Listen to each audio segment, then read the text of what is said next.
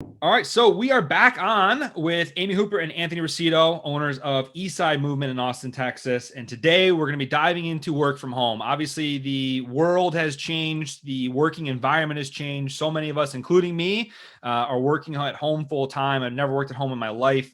And so I did want to kind of pick your brains on a physical therapy level, just an overall health level of people that are working from home. And the first thing I do want to ask is, it's a new environment for a lot of people. What do you see maybe as the dangers of working from home now that it's like a full-time thing? I think that a lot of people are finding themselves in a situation where they had a home office set up, or maybe they're just working from their kitchen table and they're starting to figure out like, oh, the chairs at my kitchen table like aren't actually comfortable enough or don't support my body well enough for me to sit here for 8, 10, however many hours a day. So I feel like if you're in a situation now where you're working from home most of the time or all of the time and you're realizing like, hey, like, I don't know, like my shoulder's kind of funky or my upper back, like that hasn't bothered me before is acting up. Look at where you're sitting for most of the day. Is your table too high? Is your table too low? Like, do you have space in your home to like get a standing desk or to get an adjustable desk or something that's going to be more fit towards your body? I feel like a little bit of change can go a long way. A lot of the time, people's monitors are way too low.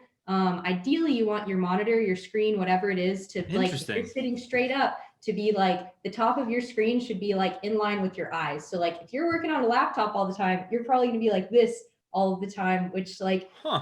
your body doesn't like being crunched over like this all the time. So my recommendation to people, like if you have a laptop, if you don't have like a monitor, buy a monitor and hook your laptop up to a monitor and get that monitor like up high so your neck can be in a like neutral position Mm. for more of the time instead of being like hunched over your laptop. Get a good setup, chair, desk, adjustable, monitor, all that sort of stuff. Like, well worth your time. Because I Mm-hmm. mean, at the pace we're going, like we might be doing this for This like, might be it. Like, yeah, I yeah. mean, and how long are you going to sit at that kitchen table before you're like, you're going to, the cost, the opportunity cost that you're worried about is going to outweigh it. Cause if you're then having to go to the doctors and stuff, like you're going to pay for it now or you pay for it later. That's kind of how I always think about food and everything really is like, I could pay a little bit more now for good food, or I could pay for it later when I'm, getting surgeries or prescriptions or all this kind of stuff too. One thing you mentioned too is about the standing desk. So I've always, since I've been working in my office, we have had standing desks. So I haven't experienced life without standing desk.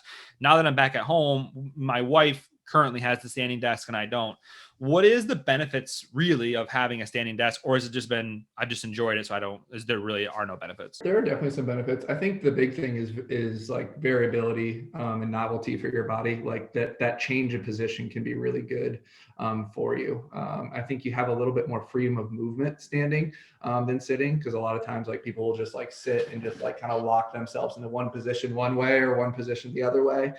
Whereas standing, you're able to like move around a little bit more. So you guys talk about leveling up your desk experience, and that's a big thing that you guys had covered on Instagram, and like that's something that you guys had like a workshop-ish sort of thing that you had people to join. Mm-hmm.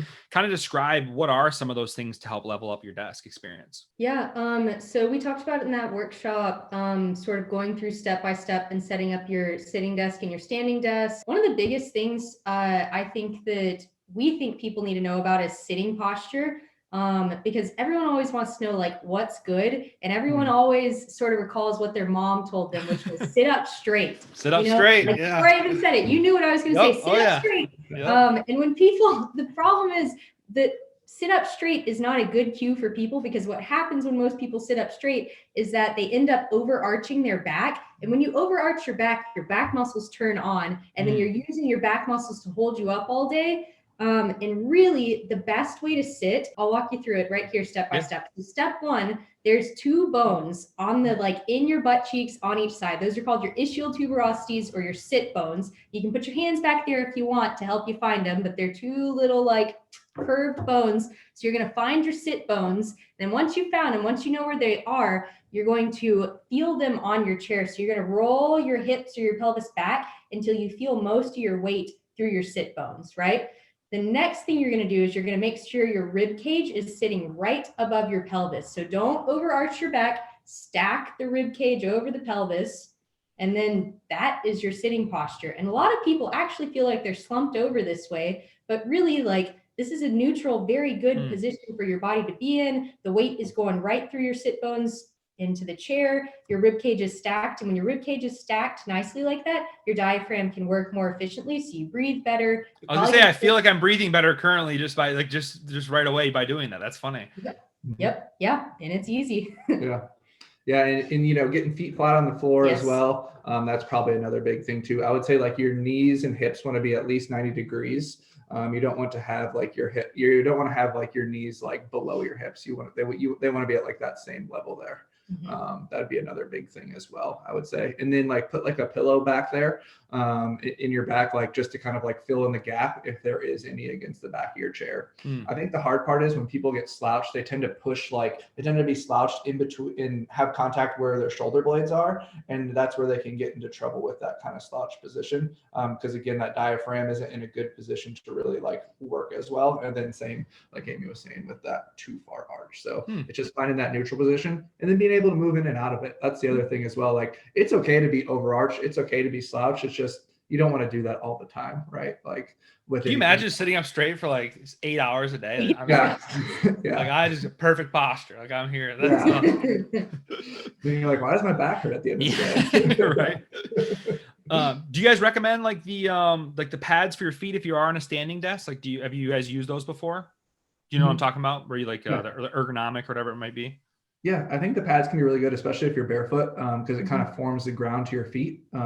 Your feet help you like sense your environment, which can also help you like position your body a little bit better. So those pads can be really beneficial for that. Yeah. Interesting. Anything else you guys recommend when it comes to just leveling up, like you said, like your desk experience? Yeah.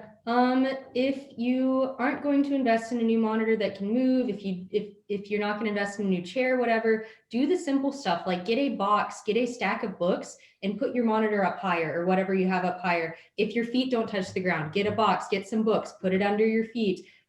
Get a pillow, to fill in the gap between you and your chair. If there's a gap, if you don't have a chair that is like more formed to your body, there's a lot you can do for not a lot of money without like investing in like something big and fancy. If you want to invest something big and fancy and made for ergonomics, then go for it. That stuff's really great too, obviously, but don't be like, well, like I can't afford a new desk chair. I don't want to spend the money on a new desk chair. Like there's a lot you can do for, a little bit. Yeah. And I would say just kind of going off what we talked about standing is novelty, like change stuff with your like your desk. So like if you have two monitors, like move one more to the left or move one more to the right. That way you can kind of change where you're looking at. If you have like stuff that you have to read off of, move it to the left side of your desk versus just always on the right, which most people are probably going to be always on the right. If you can handle it, move your mouse to your left side for a little bit, even if it's just 15, 20 minutes. That sounds that's too extreme for me. I don't know. I know. And then, the other thing I would say too is, if you're mousing with your right hand, put your left hand on your lap. That can help as well, or like vice versa. So introduce a lot of novelty throughout the day, like, as much as you possibly can, or remember what to do. And then, get up, move around. That's another big thing as well. Yeah. One of my big things that I like to do for myself and that I tell other people to do pretty frequently is we were not really made to look at things so close for so much of our day. So like one, you want your screen to be about one of your arm's lengths away from you. So get your screen an arm length away from you. And two, whenever you have the opportunity, whether that's once an hour, whether that's every 20, 30 minutes, get up and look as far away as you can. So whatever point is most far away. So like I'm looking outside of Anthony's window, like look at a tree as far away as you can, right? Like we get so much eye muscle strain and our nervous system it's easier for it to get so ramped up when we're like close all day. Even like a distance gaze for like 20, 30 seconds can help like calm your nervous system down, help like relieve some like muscle tension through your eyes and through the rest of your head and neck. And is a really great thing to do to give your body a break. That's good. That's actually a good segue so here's my big fear. Okay. This is like, so my big thing right now is I've been on a crazy health kick in 2020 and I've changed so much about what I've been doing. And I'm big into, I try to go every 2 weeks to get like a massage, and I go to the chiropractor now. I'm trying to do a lot of different stuff. And I went to the chiropractor and they're like, what's your pain level? I was like, well, pain level is 0. Like I'm not in pain at all, but I want to be preventive. And he's like, well, what are you scared of? And I said, my biggest fear is text neck. Like that's my biggest fear is humans are just like staring at their phones. And like, I'm really scared, like in 50 years, like the human body is going to grow into like a weird curved, like that's what we're going to look like hunched over, so like, I mean, you guys were nodding. So you sound like you've heard of text neck. Like, I don't think like I didn't know about it till like I started researching why my neck hurt, but what are your thoughts on that? How can we combat that? That kind of plays into like how close we're to the screens thing. Like, what are your guys' thoughts on that? Yeah. Our bodies don't like being in any one position for a lot of the time. And you can take that little bit of truth and apply it to text neck. You can apply it to so many other things, right? So our bodies crave, like, need variability in movement, in postures, in positions, whatever it is.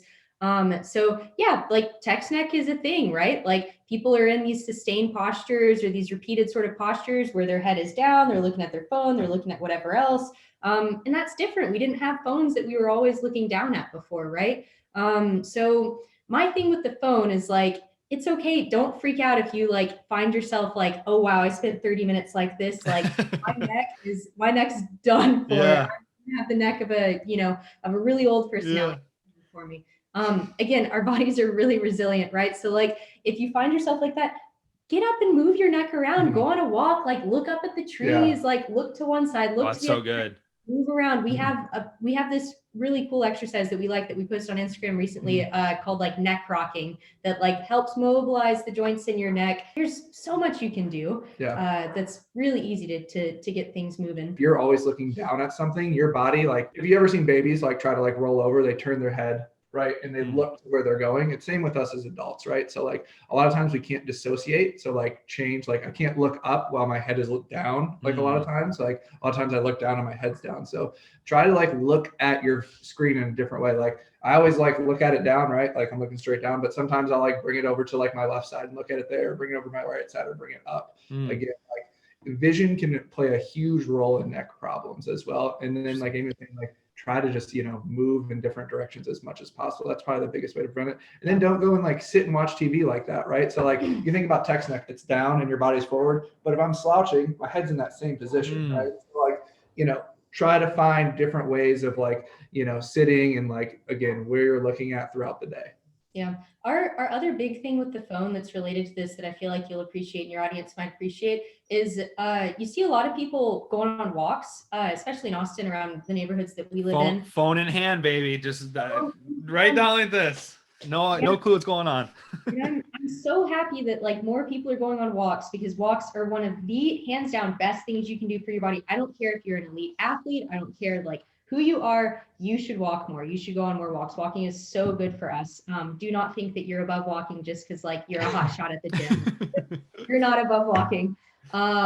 Anyway, the best thing you can do on your walk is put your phone in your pocket, leave your phone at home, whatever it is, and swing your arms opposite of your legs when you move. Oh my gosh, you can do so much for your body just like swinging your arms, like letting your body move the way that it like should and getting that like alternating sort of like back and forth motion going both with the arms and the legs. Yeah. Yeah. And when you actually are swinging your arms, you're rotating your mid spine, like right, your ribs. And what am I doing? I'm relatively rotating as well. Right. So you're actually going to create some sort of neck rotation with that versus if you're not, your neck again is just locked in that like kind of singular position. Nice. And that's a good way too to kind of end just talking about working from home because, I think that a lot of us, even to tie it into everything we've been talking about where it's like we're so busy and, maybe we can't go work out or whatever it might be. We're working from home, so we're not driving. So we've got a little bit of time left in our back into our time or back into our day. So it kind of just should be spent walking is what it sounds like. When you have the opportunity, just go for a break and take a walk around the block, leave your phone in your office, look up, just swing your arms. You might look like a weirdo, but it sounds like it's going to do you a lot of good. Yes, definitely. Yeah, absolutely. And we made like a kind of an ebook for like, oh, nice. For like our work from home stuff, so we can obviously like provide everybody. Yeah, we'll put that in the link for of this episode, just on when we put it on YouTube, so everyone can kind of see it. But stuff like that's so helpful because it's just stuff you don't really think about, and especially if this does become like a full-time thing, like you even lose just by versus being at home versus going to the office. Like at least you walk out of your car, walk into the office, walk to your desk, sort of thing. When you're working from home, it's literally from the bed to the office space, you sit down, like, if you're not paying attention, you can, do a lot of damage. So thank you both so much for coming on. We really appreciate having you on, as always. And then, like I said, we'll put the link to the ebook in here as well. Thanks. Awesome. Yeah. Thanks for having us. We'll talk to you Thanks next for having time. us.